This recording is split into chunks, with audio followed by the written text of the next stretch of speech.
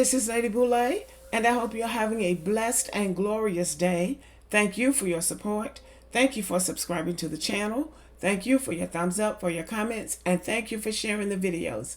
Thank you for all you do to support the channel, and we are commanded to love one another.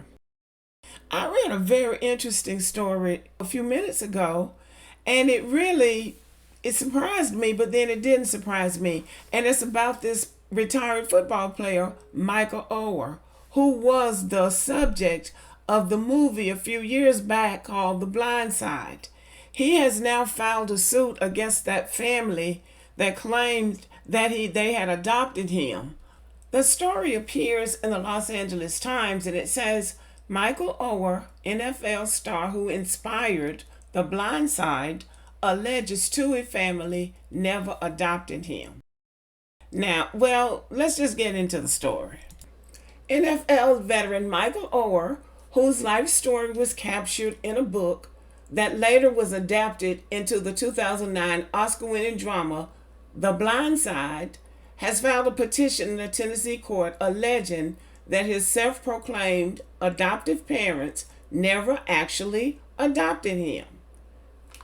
Well, how about that? Instead, the 37-year-old alleged the couple duped him into signing a legal document in 2004 that made them his conservators, according to a copy of the court filing obtained by the Times. The legal arrangement gave Sean and Leanne Touhy total control over Michael Oher's ability to negotiate for or enter any contract, despite the fact that he was over 18 years old and had no diagnosed physical or psychological disabilities. Now, these are the adoptive parents that he's talking about. And he says that they duped him into signing a legal document that made them his conservators, which gave them total control over his ability to negotiate for or enter any contract. Now, is anybody surprised? Is anybody surprised? The former Baltimore Ravens and Carolina Panthers tackle filed a 14-page petition in Shelby County, Tennessee probate court on Monday, alleging that the Tuois tricked him into signing the document, which he believed was a necessary step in his adoption process when the couple took him in as a teenager. The arrangement gave the Tuois legal authority to make business deals in the athlete's name, including those involved in the movie that earned Sandra Bullock an Oscar. So he signed the document thinking that this was a step that he was taking in becoming a part of that family, that they were adopting him. But it was just a document that gave them legal and financial control over him, preying on the emotions of a homeless teenager. So this was a dirty trick on these people's part, making him think that they were adopting him when in fact they were just trying to get financial control over him because he was a football player and they saw potential in him. So they jumped on the potential. These people don't ever get tired of playing slavery time tricks. Describing Oher as a gullible young man whose athletic talent could be exploited for their own benefit, the athlete's attorney argued that the Tuois used their power as conservators to strike a deal that paid them and their two birth children millions of dollars in royalties from the film, which earned $309 million worldwide. Wow. The 2009 film was based on Michael Lewis's 2006 book, The Blind Side, The Evolution of the Game. The film was adapted and directed by John Lee Hancock and starred Quentin Aaron as Oher. It was billed as the remarkable true story of the football star, featuring Sandra Bullock as the Spitfire mom who literally plucked the homeless Memphis teen off the road on an icy winter night.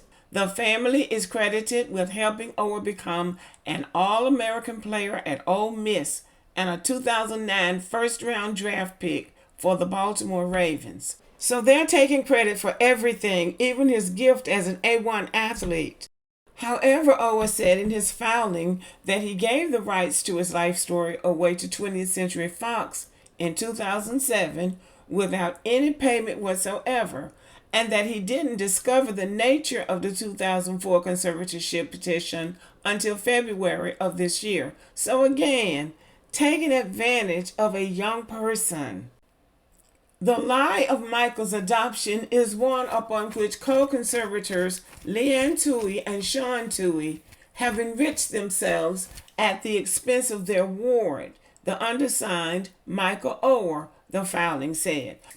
Michael Oher discovered this lie to his chagrin and embarrassment in February of 2023 when he learned that the conservatorship to which he consented on the basis that doing so would make him a member of the Touhy family, in fact, providing him no familial relationship with the Touhys. Isn't that sad? This is really sad because this young man's family was sort of dysfunctional. No, it was dysfunctional at the time. And he was going from place to place, staying with people who saw his athletic ability and were letting him stay with them. And then he was homeless. So this young man was being tossed from pillar to post as a teenager. And these people took him in and pretended to care about him, but they were just grooming him for the football potential that they saw in him. Now, they were right about that. His football potential did come to fruition, but they used him. They had no intention of making this young black man a member of their family, but they fooled him and they used him, and they ought to have to pay for that. According to ESPN, the Tuois have denied making much money from the movie, saying they received a flat fee for the story and did not reap any of the movie's profits. And what they did earn, they added, was shared with Oher.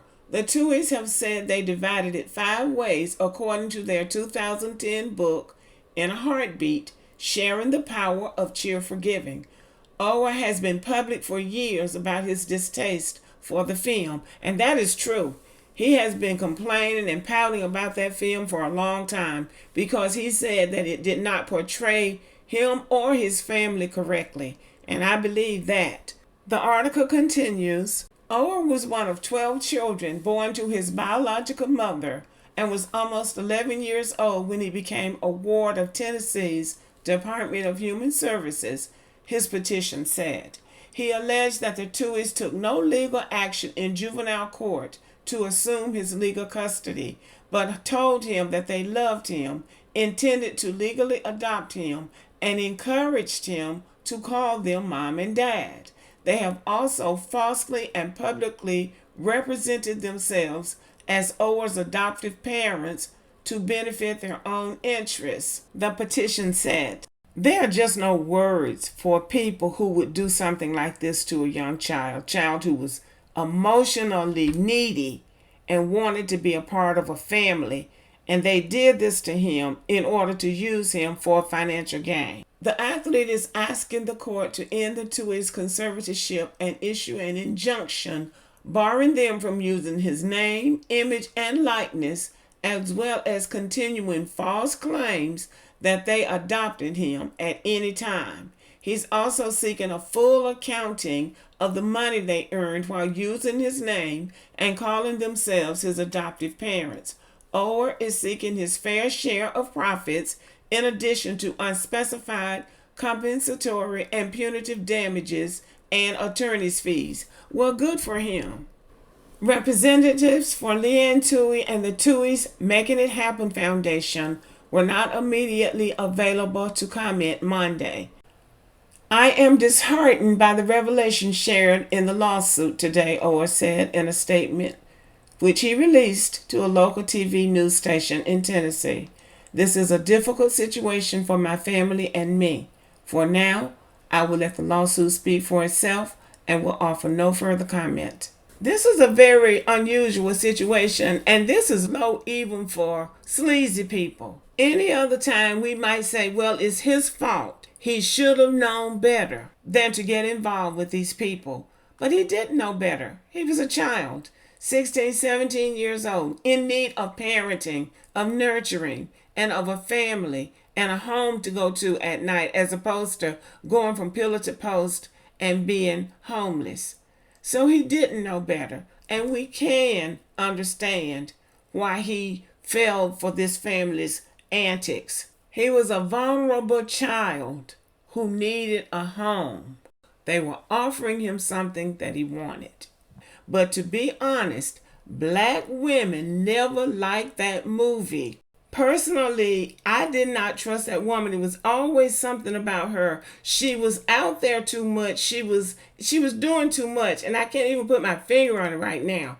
But she was just making it seem like it was all about her. It was even when it was popular, when it was out, black women were complaining about that movie because they were making it seem like this young man had no family, nobody cared anything about him, and these people just found him in the swamp somewhere and took him in and took care of him and gave him all of this love and attention that he wasn't getting from his family or from his community. So it was a problematic movie from the beginning. And then this woman, Touhy, came out and she had some real smart ass comments to make when she was on a TV show being interviewed. And the interviewer, and I don't remember who it was, but it was a white interviewer, said that black women didn't like that movie. And then she went on to say, why she didn't care because she was the best thing since sliced bread and all of that. But it is very disheartening for anybody to learn that people can be so devious and dishonest, to make a child think, make this young man think that they were adopting him or that they had adopted him. And he didn't even realize that they had control over him until this year in February. And it's not clear how he found out this year, but they still had the rights to him. So we don't even know how they're using his image and how much money they're making from it. You can make a lot of money by controlling a celebrity's image. It's astounding, but it shouldn't be surprising though, because Michael Oher was a professional football player and he was pretty high profile. He was a good player.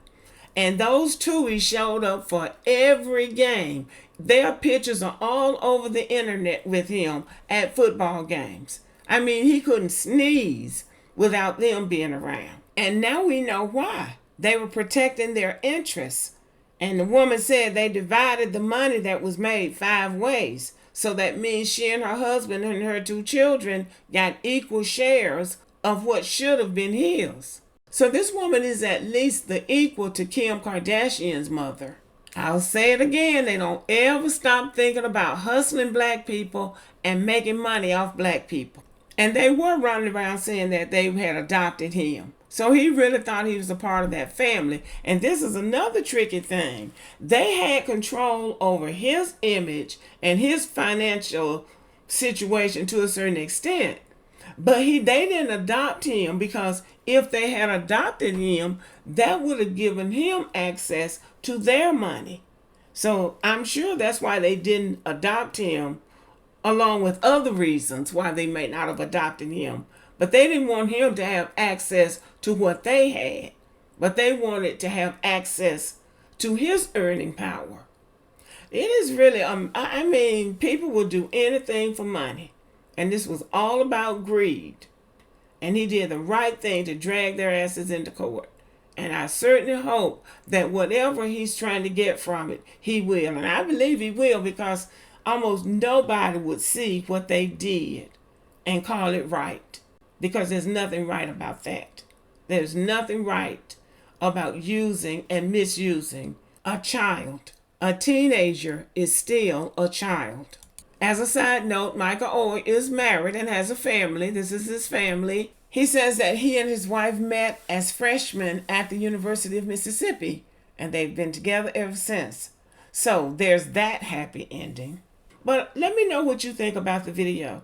Thank you for listening. Subscribe to the channel. Give me a thumbs up. Leave a comment. Share the video. And as always, have a great day.